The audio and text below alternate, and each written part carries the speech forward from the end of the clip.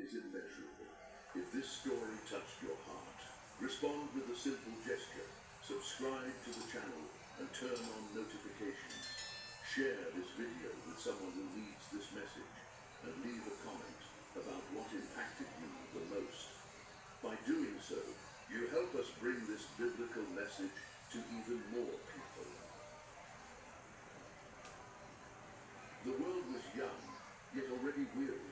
Generations had passed since Adam, but the wound of Eden still bled through every heart. Men walked upon the earth as if they owned it, but the ground itself seemed to groan beneath the weight of their sin. The sons of men grew powerful, proud, and restless, and their hands built cities, their voices called themselves gods, and their desires devoured the peace that once was. Beauty turned into possession, strength became domination, and every boundary that God had set was broken. The line between the sacred and the profane faded like mist before the rising sun. As mankind multiplied, wickedness multiplied with it. The scripture says, every thought of the human heart was only evil all the time. The air itself seemed heavy with rebellion. The songs once sung to the Creator were now hymns to idols made of stone and pride. Blood stained the soil. Violence became the law of survival. The cry of the innocent rose from the earth like smoke, but the heavens, silent for a time, were watching. And God saw it. He looked upon the world he had formed with love, and saw corruption, cruelty, and darkness. The heart of the Creator was grieved.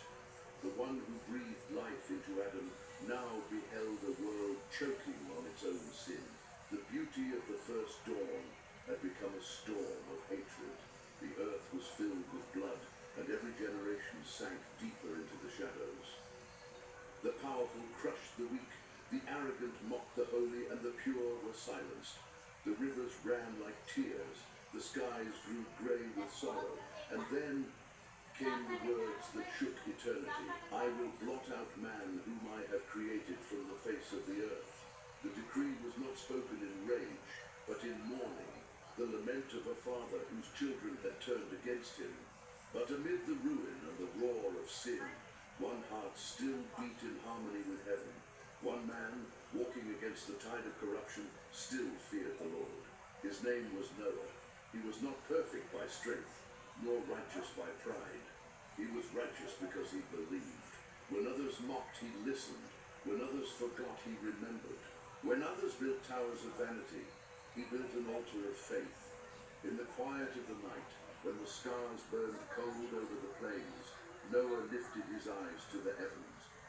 He saw what others refused to see, that judgment was near, and mercy was running out. Yet even in judgment, God's heart longed for redemption. Then, for the first time since creation's dawn, the silence of heaven was broken. God spoke, and his voice, deeper than the sea, steadier than the mountains, reached the soul of one man. The end of all flesh has come before me, for the earth is filled with violence through them.